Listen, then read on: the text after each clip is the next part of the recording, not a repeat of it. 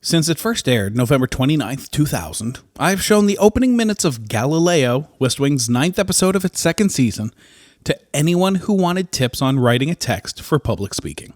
This 4 minutes and 30 seconds has had the largest impact on how I speak publicly and how I write for the stage. For comedy, for work presentations, for videos, for podcasts, this is the clip that anchors me, that I can turn to when I'm blocked, and the sentiment I try to keep front of mind when I set to filling a blank page. The scene is full of Aaron Sorkin's standard dialogue, full of urgency and importance and elevated cadence. The president is being prepped for a live broadcast of the arrival of Galileo 5 to the planet Mars. This scene in particular holds its place in my psyche because its back half consists of a public affairs speechwriter from NASA not allowing the president's speechwriter to make changes to the script. For those who aren't aware, writing for public speaking is special. Most less experienced writers, which is most people, go into the writing of a speech thinking, after listening, my audience will have this information. It's why most TED Talks and YouTube videos and every presentation at work starts with some version of, today I'd like to talk to you about this thing that is very important and that you should all know. This is the thing, and by the end of my presentation, you should know more about the thing. That's every intro. What Galileo 5 explains, what it taught me, and what I believe is more important, is that when writing for an audience, the sentiment should instead be, after listening, my audience will feel differently. Whether it be feeling energized, upset, passionate, whatever, the point is to affect someone. And that's what happens in this scene. We see the direct comparison. We see the standard run-of-the-mill speech with all of the relevant info, but it's uninteresting. It's just a list. And then we see the same information presented in a way that speaks to the breadth and beauty and importance of the event. It's the same info, but now I, as the audience, care.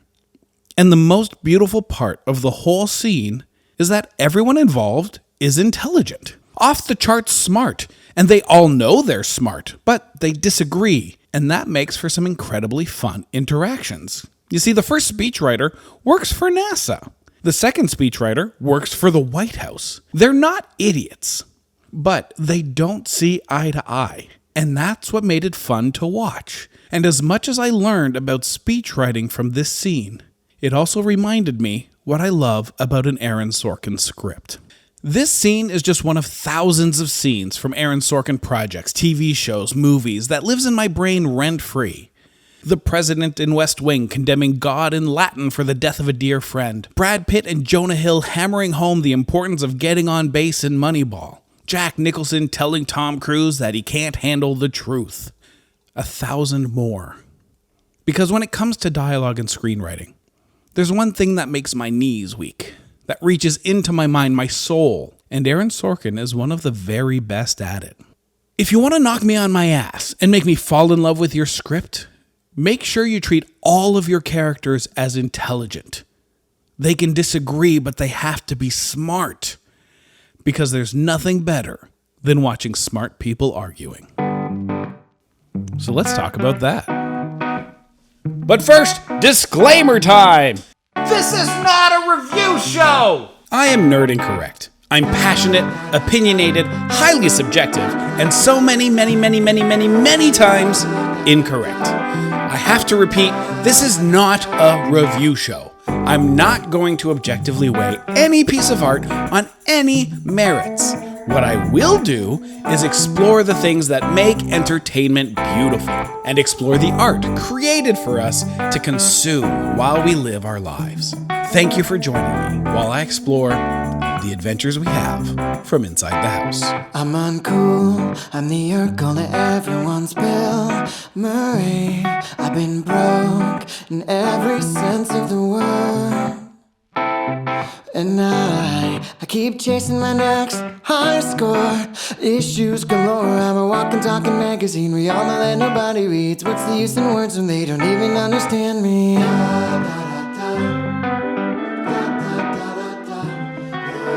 Welcome to The Adventures We Have from Inside the House, a podcast about entertainment, how and why we consume it, and how it shapes our lives.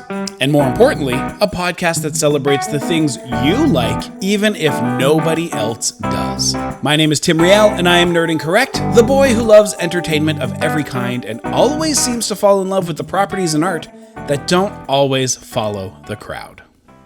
The amount of people who believe they are of above average intelligence ranges from 65% of people to 78%, depending on the study, which, if you remember any of your math, is pretty nearly impossible. I won't get into why it's not fully impossible, except to say it has to do with the kinds of averages you're talking about, the median or mean or mode, but my point is the large majority of people will believe they are one of the smartest people in the room. You've met these people, I'm sure, in your day-to-day.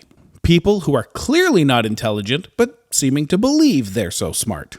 And you'll roll your eyes at them, despite the irony of the judgment you've just made. Because it is ironic that you feel able to look at someone and believe they are less intelligent than you because you are one of the smartest in the room.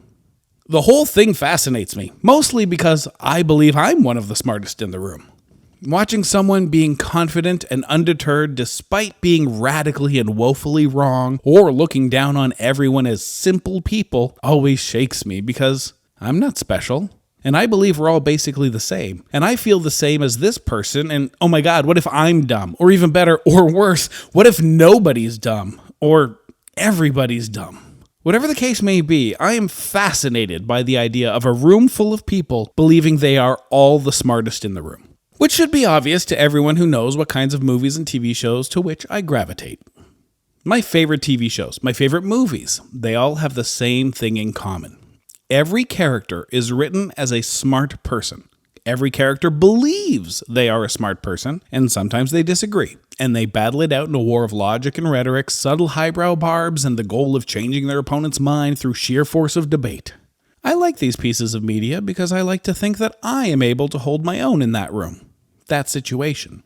So I watch with the smug, most likely incorrect assumption that I am just as intelligent. Because I am one of the 65 to 78%. If you've not experienced an Aaron Sorkin project, you may be getting the wrong picture of what an Aaron Sorkin script is. The idea is always that the people in the script are intelligent and well-spoken. But these aren't fact-filled educational romps through information. Every scene and every story is based on emotional response and current desire. It's just that the characters in the scene aren't dumb. They have different motivations and different goals. Allowing everyone to be smart, and more importantly, believe they're smart, leads to moments of courage, bravery, passion, because they're sure of themselves and can back it up. It also leads to the way more interesting idea that there isn't always a winner. Not the way the dumb husband comes out on top when he tricks his wife into his ill-fated but hilarious scheme on whatever multicam sitcom you're currently watching. There isn't always a resolution, not always a victor, and sometimes the winner is wrong, which leads to way more interesting ideas and emotions. Growing up, the TV landscape was filled with shows that featured one-dimensional characters like Dumb Dad that were written as slow and dim-witted, but the overarching sentiment was that audiences were dumb and slow-witted. Every character had to easily be put into a personality box because the audience couldn't possibly understand that the mean person might also be confused, or in love, or funny. Instead, they'd fill the scene with 5 characters. The mean one, the 2 that are in love, the funny one, and the confused one. You, the viewer, couldn't possibly understand what is going on if the funny one was smart, or the smart one was confused. So in writing a script for TV or movies, you need to keep in mind that the audience is stupid and you need to hold their hand. So for many, many years, 2 characters would get into an argument about how they felt like the other didn't understand them, or weren't there for them, or wouldn't acknowledge what they had done, and the other would storm off angrily. Then, the angry person would sit down with another character, usually a precocious kid or a mature-spirited teen, and that kid would say, out loud, to a grown-ass adult, that maybe they should try to understand the other person. Be there for the other person. Acknowledge all that the other person had done. And this would end with the adult human being realizing for the first time that they should have considered the other person's position, which would then lead to the growth of the character. And that person would then say all of that again to the original person who, by the way, will say they had only been waiting for that apology and never having that issue again. You know, like in real life. All of this will, of course, be mixed in with asking the kid, how did you get so wise? And no real resolution to the problem. Just a resolution as to how they could probably communicate more in the future. It's frustrating to watch. You know that the writer's room decided that this episode was going to be about how to mend fences and that love conquers all. But they need to make sure that we, the audience, also get that. We need to understand that we should mend fences and that love conquers all. So the characters have to spell it out for us, lest we miss the message and the point. This hasn't gone away, of course. There's still an overwhelming amount of television written today that takes the audience is dumb direction on things. The most recent time I got angry was this exact same situation in the show Bel-Air. If you aren't aware of Bel-Air, it's a dramatic reimagining of The Fresh Prince of Bel-Air, which was a sitcom from the 90s, which means it originally was very much a spell it out for them type of show. But sitcoms get a pass, especially multicam, because that's just the formula. But even Fresh Prince played with nuance, subtlety, and truth of motivation. Bel-Air does too, but just barely. And because it's a modern-day drama, it has to contend with shows that came before it that didn't treat the audience as dumb. It's part of a new generation of television that should know better. In the particular episode I was watching, Will's mom, Vi, holds bitterness and a grudge against Aunt Viv because Vi was a single mother who helped Viv start her art career, which was later abandoned, and stayed in Philadelphia to care for their dying mother while her sister became unimaginably rich and abandoned Vi and her mother. Aunt Viv holds a grudge because Vi is always upset about that. This did make me very excited. This is real life. An opportunity for the writers to explore what it's like to love and feel beholden to a person who is narcissistic and selfish. Someone who will feel attacked when their own actions are presented to them. How a person can so obviously be wrong and still justify their actions, and then believe they're right, and that the other person is overreacting and wrong for even challenging them. They get upset because this person doesn't understand why it has to be this way. We've all met people like that. We have people like that in our lives. And the writers were teed up for an opportunity to really explore this aspect of Aunt Viv's personality. But they don't. Because they need you to know that Aunt Viv is one of the heroes of the show. And because of that, she has to come out on the right side of things. So instead, Aunt Viv isn't selfishly gaslighting Vi. Isn't convinced, as she had been at the beginning of the episode, that somehow Vi enjoyed being the strong one that carries everyone without help. Who doesn't need help? Who doesn't even want help? No. Instead, we're told she just didn't know she had abandoned her sister to do everything by herself. We find out when her son spells it out for her and she, I kid you not, starts listing the ways she failed Vi as if it's news to her. Vi took care of Mama alone. She took care of Will alone. She took care of me alone. And I never saw that. She really, really says that. And then she apologizes to Vi in a scene that could have been great, but to spare you the suspense, it wasn't.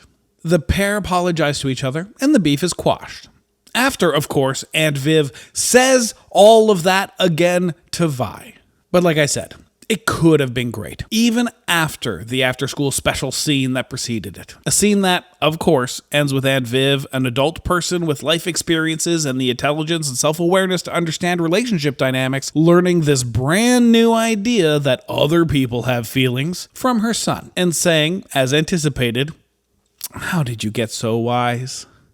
The next scene could have been better.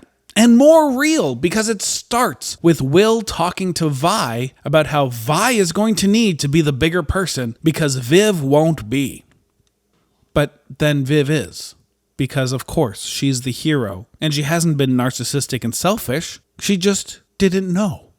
And Vi is okay with that. Gone is the defensiveness, the need to be right, the reasoning and arguments from before. Neither of them stand their ground on what the actual issue was. Not only have you been told exactly what is happening in this moment, but the moment itself is so simple and clear-cut. Everything is fixed because they now both understand each other. These 40 to 50-year-old women have finally realized that maybe they should take the other person's feelings into account, like in real life. Watching this episode brought me straight back to my childhood when every show did this. Party of Five, Picket Fences, X-Files, Chicago Hope, ER, Quantum Leap, The Practice. All of which I was a fan of, but all of which made sure that their point, the episode's message, was clear. Clear enough that a child would pick up on it. Watching these shows brings back the nostalgia of this style of writing, but it also highlights how simplistic the characterizations were. The good people were always good. The bad people, always bad. The dumb one was dumb. The awkward one was awkward, and every show was set up like the emotion characters in Pixar's Inside. But there have always been writers and producers that didn't think audiences were dumb. Writers who explored characters as if they were real people, with depth, nuance, contradiction, and several motivations. My favorite part of trying to find shows like that from this era is that all of them, just before release, were referred to as risky. The network was taking a chance. It was unlike anything on TV. It was a new kind of insert genre here. My first time hearing about a show that broke the mold was NYPD Blue from Stephen Bochco and David Milch, the latter of whom handled most of the writing. I wasn't allowed to watch NYPD Blue, not when it came out, because it had nudity and I was 12. But it was such a headline grabber that I was aware of it, and I knew that it was good. Entertainment Tonight would cover it a lot, talking about how the cast wasn't classically attractive, and that the characters were complex, that the show was going to win awards, and that it was challenging for viewers to watch. So the very first Tuesday night that I was asked to babysit my brother when my parents were away, I watched NYPD Blue. I don't want you to think that I was looking forward to great television and that I was searching for depth of character and complex emotional plot lines. I was 12. I was there for the boobs. But there weren't any boobs, not in this episode. What there was a kind of dialogue and story that I hadn't seen before. Everyone was smart. They all knew their job and they did it well when they wanted to. If they didn't do it well, it was a choice, whether through circumstance, frustration, stress, or fatigue. People didn't fail on purpose, and they didn't act against their own interest or against their established motivations just to move the plot along or make a point. Problems weren't solved, they evolved. Relationships didn't form and end from a single moment. They grew or fell apart over time. The reason NYPD Blue was a new kind of cop show wasn't because they showed boobs or Dennis Fran's butt. It was because David Milch didn't think the viewer was dumb. Scenes played out. Conflict was explored with the knowledge that you understood why a person would do or say something. If someone lashed out irrationally in frustration and self-defense, we didn't have a scene explaining to the other person that this person didn't mean it and that they were just frustrated and defensive out of self-defense. And we didn't have the original person be okay with being lashed out at because they understand the other person is going through a tough time. We're not dumb. These scenes played out like a real conflict. Someone feels attacked, so they attack back, and they get upset and leave. The other person also gets upset. And at no point does a smart 12-year-old explain the dynamics of misinterpretation and the weight of personal stress. If the conflict is resolved, it's because the two people involved have time to reflect and reassess. And even then, if there is an apology, it's a small step in the right direction. It doesn't fix anything, it's something to build on. David Milch is really good at this. If you're interested, he's the guy that created Deadwood. But you should check out two of his less talked about series, John from Cincinnati and Luck. Luck stars Dennis Farina and Dustin Hoffman, by the way, so yeah. I'm sure there were many shows in the interim, but my next memory of watching a show that made me feel different was when I was 18. Looking back at 1999, there was a feeling that television was maybe right. That maybe people were too dumb to get things unless it was explained to them like they were 5. The hits at that time were Sex and the City, Charmed, That 70s Show, Dawson's Creek, King of Queens. All of them were fine shows. They catered to the common person and held their hands through plot points, making sure to explain what was happening and why. And the characters all fit their mold. They each were the thing they were supposed to be. To the point that people would explain their simple personality trait they wished to show to the world by naming those characters. Every woman was either a Carrie, a Samantha, or a Miranda. Guys my age were Kelsos or Eric Formans. Girls either dated Dawsons or Paceys. Characters were simple. Their problems were simplistic, and they were resolved. They stayed resolved and disappeared. This was the great television leading into the fall season of 1999. But there were some shows that were still shaking things up. First of all, NYPD Blue was still on the air despite it being complicated. South Park and Oz had proven that smart writing wasn't a turnoff. Felicity had proven that the beautiful teens falling in love idea was way more complex than just falling in love. Everything was messy and that life was hard. So despite 1998 celebrating the cookie-cutter sensibilities of network television, some networks were looking at the outliers, the ones that were speaking to a whole new audience, the sleeper hits that weren't supposed to work, the stuff you could only see on HBO. And so, in 1999, I was on the couch on a Wednesday night with my parents getting ready to watch a TV show that would change how I saw entertainment. It took a lot for me to convince my mom to watch this show instead of watching the 3rd episode of Get Real, a Fox show about the dysfunctional Green family as the parents face a midlife crisis and the kids go through their teenage years. It was exactly like every other drama about family, which is why you, and my mom by the way, have forgotten it ever existed. The 3 teens were played by Jesse Eisenberg, Eric Christian Olsen, and Anne Hathaway, which is a kick, but still. The show was nothing special.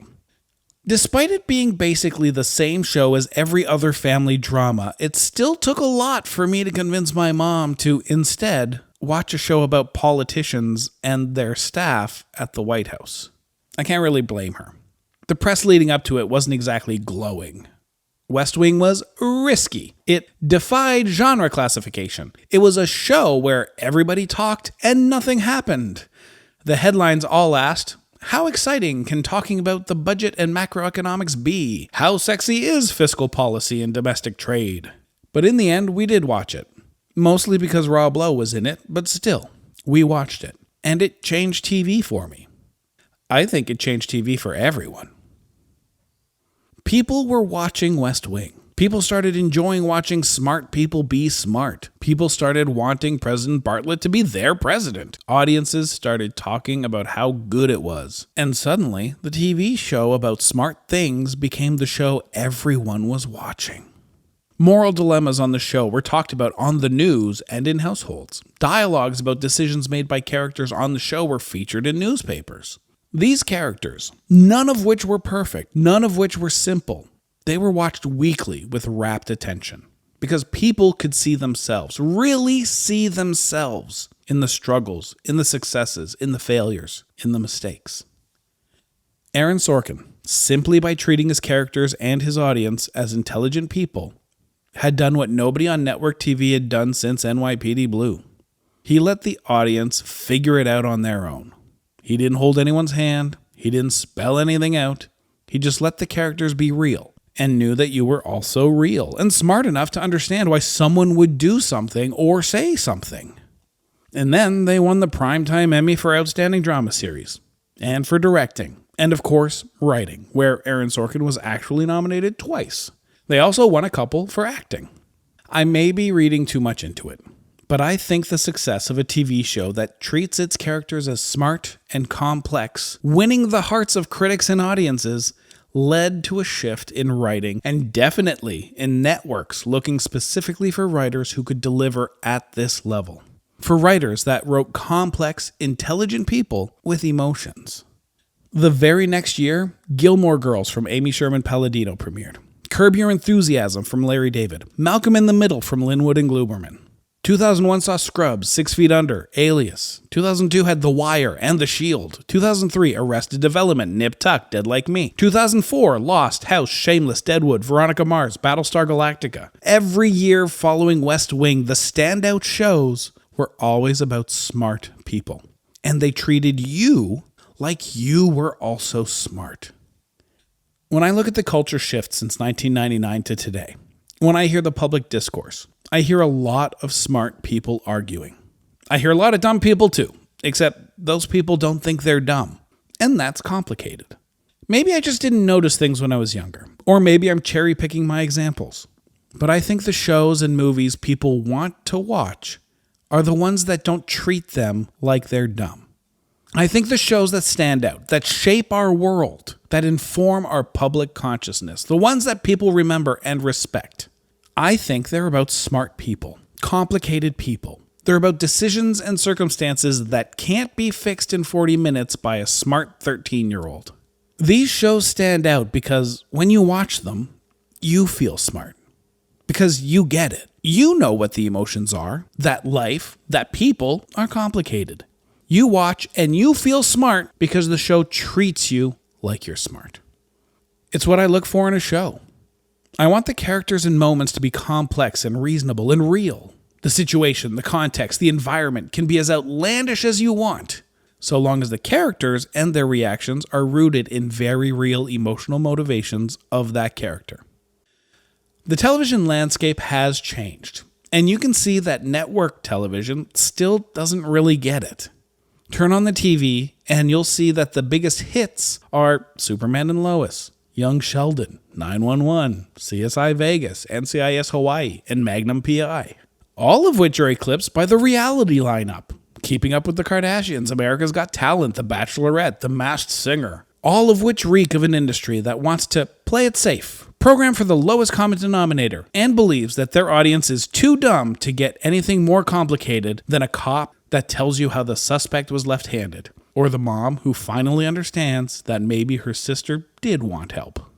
Meanwhile, streaming platforms and cable channels are churning out shows that ask you to be smart. They're challenging and complicated, and they trust you to be smart enough to parse the narrative. Yellow Jackets, a multi-genre mindbender of a show that scares you as much as it frustrates you. Succession, an intense family drama about business and what it takes to be on top. Mayor of Easttown, a murder mystery that's more about the people than it is the mystery. So many more that elevate the idea that neither you nor the characters are dumb. Hacks, Kevin Can Fuck Himself, Atlanta, Winning Time, Minx, all of them wonderful and beautiful and challenging and, well, smart. All of them make me feel good about watching them.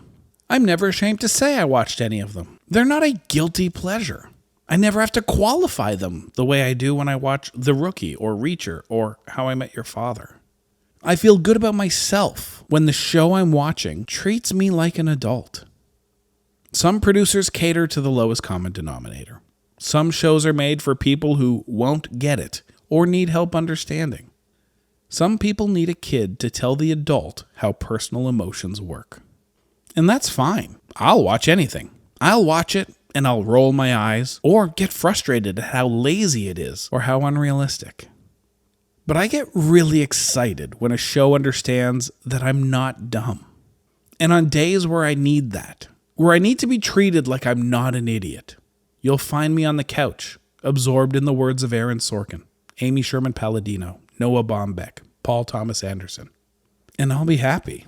I'll be cozy, warm, smiling, and drunk from the joy of watching smart people argue.